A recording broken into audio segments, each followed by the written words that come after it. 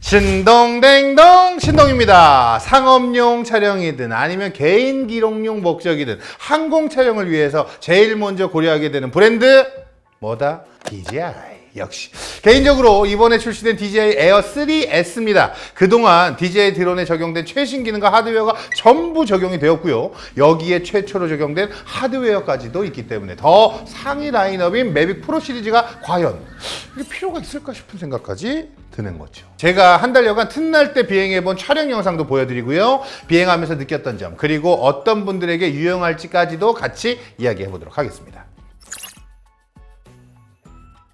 자, 제가 사용한 패키지는요, DJI RC2 컨트롤러를 사용하는 플라이모어 콤보가 되겠습니다. 항상 DJI 드론 언박싱 하면서 가장 기분 좋게 애초에 가지고 다닐 수 있는 숄더백이 포함되어 있죠. 거기에 구성품들이 마치 가이드처럼 착착 들어가 있어서 휴대할 때 고민을 덜 수 있어서 일단 좋았습니다.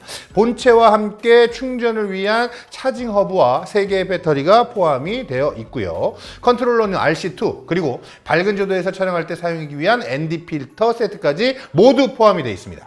그래서 DJI 드론은 제가 항상 이야기하지만요, 사려고 마음먹었다면 항상 플라이모어 콤보가 가장 합리적인 옵션인가 라는 생각을 합니다. 자, 이 패키지만 있으면 다른 액세서리 구입할 필요 전혀 없죠. 가장 편하게 촬영을 할 수가 있습니다.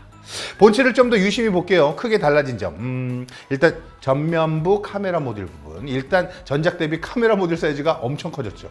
그냥 딱 봐도 우와, 야, 나 이 카메라야 빡! 디자인만 보고도 센서 사이즈 변경이 있었구나 짐작할 수 있었고요. 여기에 궁금증이 하나 더 생겼던 부분은 전면부 양쪽 센서는 원래 있던 건데 그 사이에 정체 모를 센서가 하나 더 새로 생겼어요. 이게 어떤 역할을 할지 자연스럽게 궁금해질 수밖에 없었죠.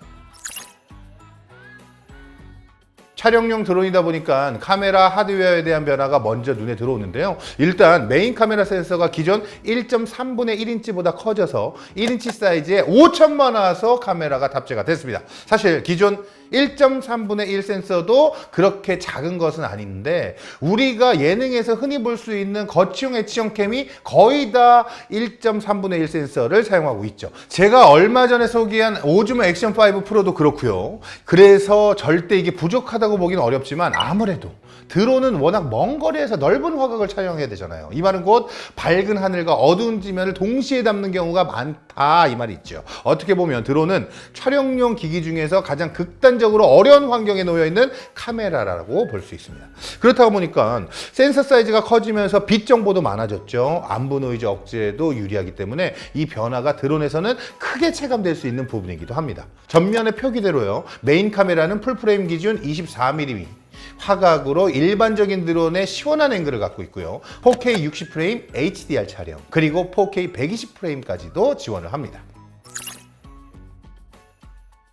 이번에 3배 망원 카메라는 센서 사이즈 변경 없이 기존 에어 3와 똑같은 1.3분의 1인치 크기를 유지하고 있습니다. 이번에 메인 카메라만 업그레이드 해주고 결국 망원은 유지한 거 아니냐 싶을 수 있는데요. 이번에 저는 오히려 망원 카메라의 활용도가 더 높아질 수 있다고 생각을 하고 있습니다. 가장 중요한 변화가 뭐냐면 망원 카메라에서도 이제 4K 60프레임 HDR 촬영이 가능하게 변경이 되었죠. 드론 촬영을 나갔는데 메인 카메라는 HDR 촬영이 되고 망원 카메라는 HDR 촬영이 안 된다고 하면 당연히 두 개를 맞출 수 없기 때문에 전체 영상은 SDR 촬영을 할 수밖에 없었잖아요. 하지만 이번에는 동일하게 메인과 망원 모두 HDR을 지원하게 되면서 전체 영상을 HDR로 맞춰서 촬영할 수가 있게 되었죠. 게다가 둘 다 14스탑의 개조를 갖고 있습니다. 센서 사이즈는 다르지만 컬러를 맞추고 개조 표현을 맞추는데 크게 어려움 없이 두 개 클립을 하나처럼 쓸 수 있다는 장점 때문에 저는 이번 변화가 더 크게 와닿았던 거죠. 그리고 첫인상 부분에서 제가 전면에 있는 처음 보는 센서에 대한 이야기를 했는데요. 여기에 라이다 센서가 탑재가 됐습니다. 기존에 DJI 드론이 입문자부터 완전 프로 유저들까지 통합할 수 있었던 강점, 바로 비행의 안정성이죠. 워낙 뛰어난 비전 센서를 통해서 모든 방향의 장애물을 감지하고 설정에 따라서 정지하거나 혹은 장애물을 알아서 피해가도록 설정할 수 있는데요. 이번에 라이다 센서를 통해서 이 안정성이 더 향상이 되었습니다. 보통 정면으로 비행을 많이 하게 되는데 이때 가장 위험한 장애물은 유리로 된 구조물이나 아주 큰 단일 컬러로 된 벽면입니다. 이 두 개는 비전 센서로 정확한 거리, 이 위치 파악이 아주 어렵더라고요. 하지만 이제 라이다 센서를 통해서 물리적인 장애물의 거리를 파악할 수 있게 된 거죠. 비행 중에 겪을 수 있는 장애물을 훨씬 더 효과적으로 파악하고 피할 수 있게 됐습니다. 여기에 실제 촬영을 하다 보면 겪을 수 있는 난처한 경우가 하나 더 있죠. 특히 국내 도심에서 비행을 할 경우에는 신호 간섭이 정말 너무너무 많아요. 스펙상 적혀있는 비행거리가 아무 소용이 없습니다. 그래서 무조건 시야 안에 두고 시계 비행을 해야 하는 것이 맞는데, 그렇게 하더라도 드론 자체의 위성 신호가 약하거나 컨트롤러와 연결이 생각만 해도 너무 무서워. 이때 기존에는 제자리에서 호버링하면서 신호가 돌아올 때까지 대기하는 것으로 대응을 했었죠. 이제는 이런 상황이 발생하면요, 홈 포인트에서 비행한 경로를 역으로 추적합니다. 거꾸로 돌아오게 되어 있죠. 그래서 중간에 신호를 다시 찾을 수 있도록 적극적이면서도 안전하게 이동하도록 바뀌었는데, 도심 비행이 많은 분들은 이게 정말 유용한 기능이죠. 자, 비행 시간은요, 스펙상 45분입니다. 전작과 비슷하다고 생각하시면 되는데, 실제 비행을 해보면 아무래도 배터리 레벨이 너무 낮으면 불안하기도 하고, 만약의 사태 대비해서 어렵기 때문에 보통 20% 기준으로 복귀를 생각하게 되죠. 저는 실제 원하는 포인트를 이동해서 촬영을 시작한다고 했을 때 촬영 분량으로 대략 25분 전후 영상을 촬영하고 돌아올 수 있었습니다. 이번에 사용하면서 계속 스스로 물어본 질문이, 정말 더 좋은 드론이 필요할까요? 이런 생각이 들었습니다. 24mm, 70mm의 화각은 다른 느낌을 내는데 충분한 옵션을 제공하고 있고요.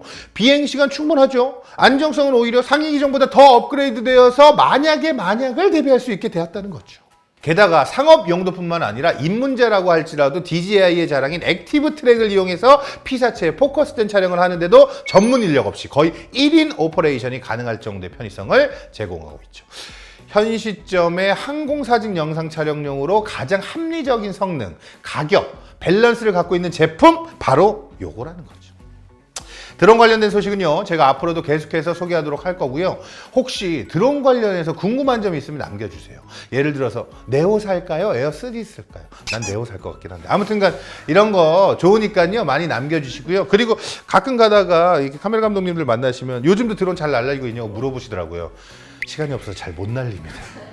저는 전문가를 사용하도록 하겠습니다. 지금까지 신동댕동 신동이었습니다. 안녕.